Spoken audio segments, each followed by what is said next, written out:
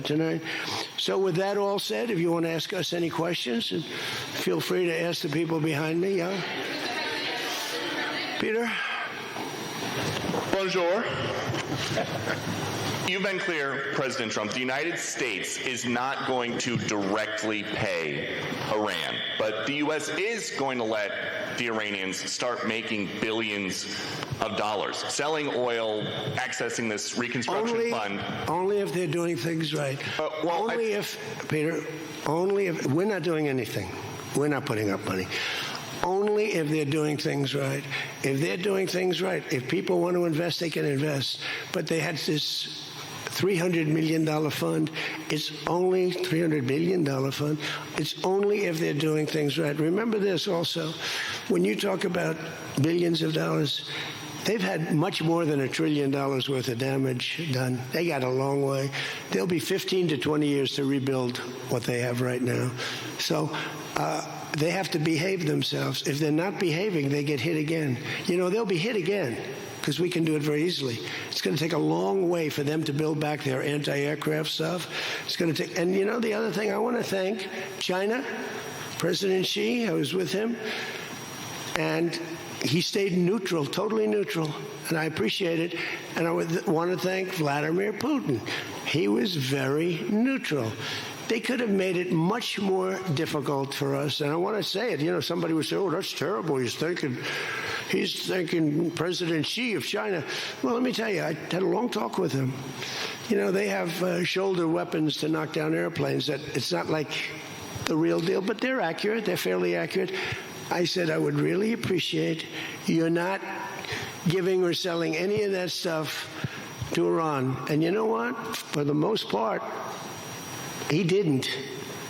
So I just want to thank them because they made it a lot better. Can you explain, though, what the difference is between giving Iran U.S. dollars and unfreezing U.S. dollars for Well, the unfreezing is an easy one to answer. We have taken a lot of their money, and we have their money. We have taken their money. It's not our money. It's their money, and we froze it. At a certain point in time, I guess we're going to have to give it back. You know, if we didn't give it back, nobody would ever invest in the dollar again. If you took their money, because I thought about it, you know, I'm not the most perfect person. I said to Scott, why do we keep their money? What the hell are we giving it back to them? But, you know, people from lots of nations, some nations we don't agree with, they have their money. The dollar's become very strong under me. And they don't want to have a little conflict with somebody and end up having the United States just take their money. So if you do that, you really don't have a system. And I did just want to ask you about this. A wise man once said in January of 2020, Iran never won a war, but never lost a negotiation. That wise man. Who said that? Donald Trump. Oh, that's what I thought you were going to say. So how do you go back to the United States and convince a skeptical American public that this deal is a look, win? Here they lost militarily, okay?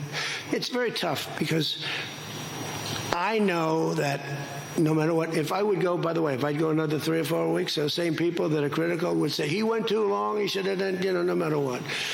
If they raised the white flag of surrender, and if they said, praise be to Allah, Donald Trump is the greatest president ever. We totally concede. We totally give up. This war is over. We have failed. The New York Times and CNN and a couple of others are not all that dishonest. They say Iran had a great victory, okay? They practically do that. You know, it's amazing. When we knocked out their last ship, they had 159 ships. When we knocked out the last ship, the Times refused to do a story on it. They said, why wouldn't you? They don't have a Navy, and you don't want to do a story on it. They don't have an Air Force. You don't want to do a story. We need a fair press. And that's why they're all doing so badly, because they lost credibility. When I win in a landslide and I had 93% bad press, they take good stories about me and make them bad. But the only reason that happened is because they have so little, the media has so little credibility that the people voted for me. 93% of the stories on network, ABC is horrible. I think ABC is the worst. NBC is terrible. And CBS is terrible. The CNN, obviously. And I never get good stories, no matter what I do. I could do the greatest thing. I won't get good stories on this. I'll get it from fair media. I'll get it from all over the world. They're running good. But no matter what I do, I'm going to get bad press. I know that. Now, if I did the opposite, if I went out and continued to bomb them for another 4, just bomb the hell out of them, I'd get bad press on that. No, there's nothing I can do. But what this does is it allows the ships to go. If we keep bombing, those ships won't be going. And you're talking about $500, $600, $700 million a day. It's a lot of money. A lot of money. That's why the world is okay. It's liquid. It's fine. Also, we run out of reserves in about 4 weeks. You know, there are reserves all over the world, and we would really run out. And there'll be a time when you wouldn't be able to get it. And you want to see bedlam?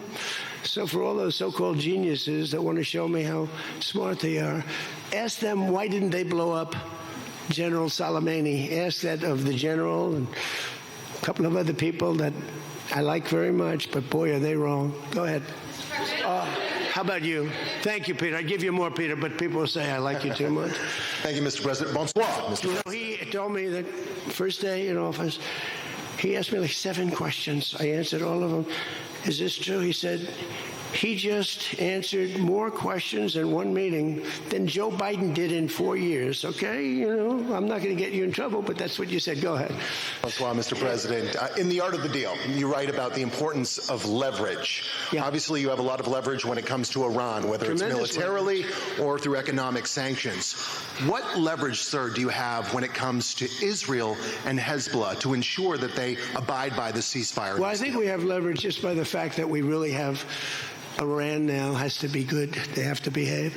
And we might help. That's a much smaller conflict. It's a conflict that should be able to be over with. I'm surprised it's taken so long. And it's a much smaller, but we have a lot of leverage. We have the greatest military anywhere in the world. We have the strongest, most powerful. Look at the blockade. By the way, the blockade was more impactful than all of the bombing raids where we dropped $1 billion worth of bombs on Iran. The blockade was so incredible. The naval blockade, the admiral, the whole thing, not one ship got through. That meant no money got through. They were dying. They had no money. They have inflation that's 250 or 300%. They have no money. We have tremendous leverage. We have the leverage of the economy as an example. We'll get that done. That's a small one, and we'll work with Israel and get it done. But I'd like to do it. I mean, you have people living there. Buildings are being dropped on top of them or right alongside of them. How would you like to live there? It's so unfair, especially Beirut. You know, you go into Beirut, and I looked at the scene 2 days ago, yesterday, where they hit. That was a big hit. That was unnecessary in my book. Yeah, please. 2 questions. If you could clarify something you said just a few minutes ago. One of the goals of Epic Fury going into it, you said was... Say it again. Speak up. Sorry. One of the goals of Epic Fury, you said going into it, was to destroy Iran's ballistic missiles and its capabilities to build more. Yeah. Why is it acceptable to you now that they keep some of that capability? And Iran is... What are they keeping? What are they keeping? They have less than other nations now. We knocked out probably 84, 85% of their missiles. The rest of them are underground. They can't even get them out. You know, the other night's raid, I think it was on the first night, we knocked out hundreds of their missiles. Actually, by mistake, we were hitting an area, and you can sort of see when the bombs are going off, and then you see one that looks like, wow, what happened? A lot of missiles knocked down. No, but what are you going to do? Let's spend another 2 weeks and give them none. They don't want to be firing missiles right now. They're going to have a hard time rebuilding.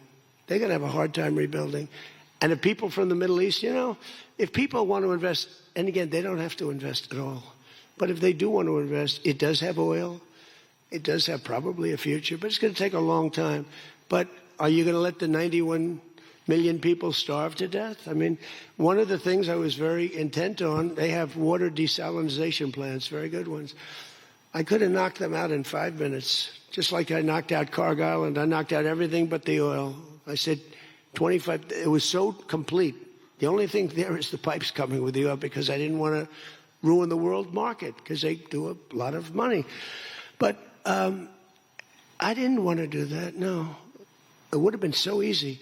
It would have been easier, and I would have satisfied a group of 10% of the people, but it would have been the wrong thing to do. And it could have caused an international depression. Iran's position, Maybe not.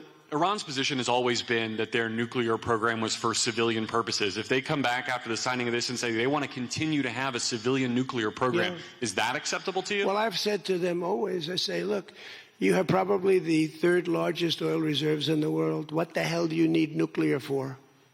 You need nuclear for some electricity. So I've always felt that way. So we've been pretty tough in that. You know, it is a little hard, though, when you say that somebody wants it, other people have it, other adjoining states have it, and you're not letting them have it for purposes of electricity and things like that. It's always a little tough. You have to use a little common sense, please.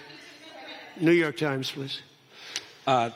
Thank you, Mr. President, for the question. Now that you're approaching a new phase in this conflict with Iran, can you now say whether you will hold anyone in your administration accountable for the strike on a school that killed more than 100 children on the first day of the war? No, if it was a fault, and as you know, that's under investigation. It's such a strange question to be asked at this state, because you're talking about a long time ago, but nobody did that on purpose. I guess you'd have to say about them, what about the thousands of soldiers that they blew up when they opened their car door? What about the thousands of people that were killed by Iran? No, mistakes are made. The war is nasty. But I know it's under investigation, and I could have a report for you tomorrow. Or I would ask Pete Hegseth that question, because they have it under investigation. Please. Mr. President, you've been saying all week that this deal permanently prevents Iran from getting a nuclear weapon, but the drafts of the deal that have been floating around barely mention Iran's nuclear program. So can you explain how exactly the deal achieves that goal? So when I say permanently, it should be permanently. But if it's not permanently, we will bomb them. They will be bombed, just like I bombed them on Wednesday night and Tuesday night, and was going to bomb them on Thursday night at a level that was 3 times greater, and they knew that. I will bomb them. Now, that's with me as president. If you have a weak, pathetic president, maybe that doesn't happen, but I can only do the job that I have to do. I have a long time to go. I have almost 3 years, close to 3 years. Time is going fast. But our country's become we're the most respected country in the world. Those leaders today, they said, we used to laugh at you. 2 years ago, the same guys, they'd laugh at the country. And now they say, you're the most respected country anywhere in the world. Militarily, even military. Take a look at what happened look at what happened in so many different locations. Afghanistan, that horrible retreat that these people made, leaving equipment behind. They weren't under any pressure. You take your time. You can get out. I was going to get out. We were going to get out with dignity and pride, take 100% of the equipment. I was even taking the tents down. But then they got in and they just left. They left all the equipment. I may get all that equipment back. Now, here's the thing. More symbolic, because it's a little old now. But we may get it all back. Afghanistan is kissing our ass. You know that? Bomb Iran if they don't comply, but there's nothing enforceable in the deal itself. Is that correct? Doesn't have to be. I let them know. I said, look, if you don't adhere to the agreement, I don't want to do that, but we're going to bomb the hell out of you. And I don't think that they're going to veer from the agreement. What else am I going to do? Am I going to say I'm going to take you to court? Let me take you to court. Let me sue you. No, we're going to bomb the hell out of them if they violate the agreement. I don't want them to. I want them to honor the agreement. Again, the straits close up. Bad things can happen. You know, in war, terrible things happen. Like you mentioned the question before about a school gets hit. Other things get hit. Bad things happen in war. War is a nasty place. I see it. I see it. I see it better than maybe anybody has ever seen it. Go ahead, please. Thank you, President Trump. Oil prices are now plummeting. How do you see this agreement further affecting energy prices in the U.S. and the U.S. economy in the long term? And secondly, Mr. President, how do you think Vice President J.D. Vance did on The View yesterday? Well, first of all, thank you for the word plummeting, because that's what's happening. Oil prices are plummeting. And that means oil prices are going to come down. You know, if you make donuts, you have a heating, you have a stove, and you have to buy the heat. You need the gas or the electricity or whatever you're using. And when oil prices come down, oil is the biggest thing. Oil is, you get oil prices coming down, and they're going to come down. And we're hitting in the threes now for gasoline, and that'll come down a lot lower. So I was in Iowa just before this started, and I was saying to myself, I can't believe we're doing so well, but I have to go.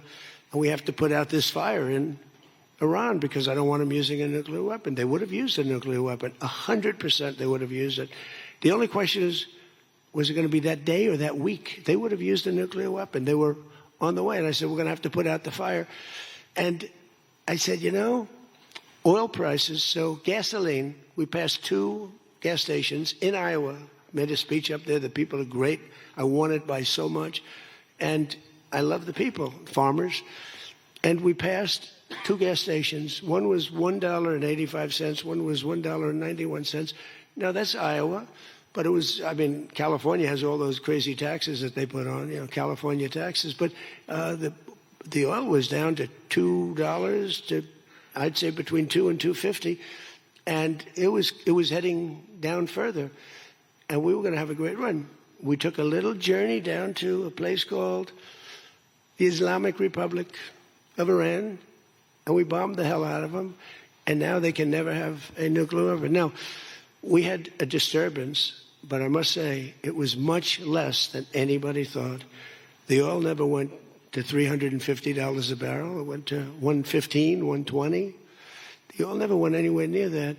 And the other thing, I thought the stock market would go down 25 or 30%. The stock market a week ago, before we started this, was higher than it was when we started, which tells you that we have a very resilient economy. We have the strongest economy we've ever had. Now, the word affordability is a fake word made up by the Democrats. Here's where it's fake, because they made it up, because I inherited these prices. And when I had my first news conference, first day, they started screaming affordability, the Democrats. Affordability, affordability, they're screaming. I say, what's that all about? They gave it to me. They gave it to me. It's affordability. And they use that word to a fare thee well. Well, they were the ones that created the affordability crisis. I'm the one that got it down. Remember, highest insurance rates in history, highest rates for everything. Eggs, remember eggs? They were 4 times more expensive than they were in my administration. And I got it down, Peter, very quickly. Our secretary did a good job of agriculture. Brooke, she did a great job with eggs and everything else. And now that the oil is coming down, you're going to see everything follow. Everything follows the cost of energy. And we're going to end up having the lowest energy anywhere in the world. Please. Yeah. No, please. Thank you. You're from ABC. You're fake news. Go ahead. To follow up on oil, can you confirm, will Iran be able to immediately sell their oil to market? And will U.S. sanctions snap back immediately if there is a delay or collapse in the talks? And then relatedly, is there any safeguard in this deal to prevent Iran from charging what they say could be fees after the 60-day extension? The thing that's going to stop them from doing that, because you can't cover everything in a document, is common sense. They don't want to get bombed. They don't want to get hit. As far as sanctions are concerned, at some point, we have sanctions which will never let them rebuild. They would have no money. They would be in poverty. The 91 million people would starve. So something will happen as soon as they behave. When they behave, we're going to let that go. We're going to have to. I put sanctions on a lot of people, and then I let them go. A lot of countries. Yeah, please. Thank you, Mr. President. My name is Shinji Abe. I'm a Japanese Yomiuri newspaper company from the Washington Correspondent. My question is about the Strait of Hormuz. Did you ask other G7 nations to send military force? And what specifically are you asking of Japan? Or where are you from? I'm from Japan. From where? Japan. And is military support? I just left your prime minister. Japan's doing very well. She's my biggest fan, I have to tell you. She thinks I did a great job. You have to call her and ask her. She's doing a very good job, by the way. Go ahead. And military support is no longer necessary. Yeah, but what do you want to know? Go ahead, just tell me. What do you want to know? My question is, did you ask other G7 nations to send military force, and what specifically are you asking of Japan? To send the Air Force? For what? So no, we asked any country to send military forces to Israel. Oh, other countries, not just Japan. No, I don't need. We don't need it. Oh, by the way, they all want to do it. They all want to do it. Every single one of them. They want to go be a part of it now. Not while the war was going on. I was a little disappointed.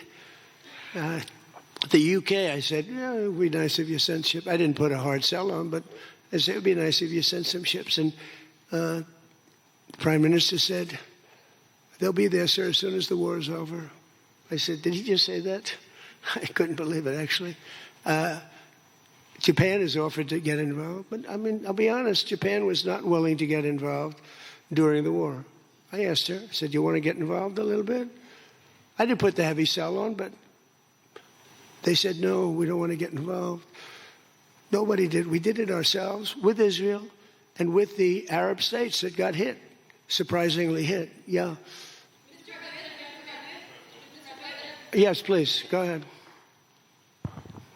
Thanks a lot, Mr. President. Question on Brazil. I would like to know, how was your interaction here in Evian during the G7 with the Brazilian President Lula? Did you talk about the new U.S. tariffs on Brazil? Did you talk about the U.S. designation of criminal gangs as terrorists? We did. How was it? I spent a lot of time with him, actually, and it's become a little rough country, right? Politically. It's been a little dangerous politically. You're talking about Brazil, yeah? It's been nasty. I hear they arrested somebody that's running for office today. I found that out after we left. I just said goodbye to him, and I heard that they arrested the Bolsonaro Jr. He was doing well in the polls, and they arrested him because he made a statement in Texas. They arrested him, or they want to arrest him. They have something out for his arrest. No, they play pretty tough. But nobody plays tougher than the United States. Look, our elections are totally rigged. We have rigged elections. Please, in the back. Yes, sir. Go ahead. Thank you so much, President. Thank you. Sumu Sakamoto, the Asahi Shimbun. For G7, the concept of the rule of law has long been considered the core principle. During this summit, any of the leaders expressed any concerns on the possible violation of international law on the attack on Iran? No, actually the opposite. They felt they were very dangerous. They were very relieved because they could get hit too. They were very relieved. No, we never discussed that. No, it would be the opposite. They broke the law. They killed thousands of people. They killed thousands of our soldiers and hundreds of thousands of people. Yeah, please, go ahead. Go ahead.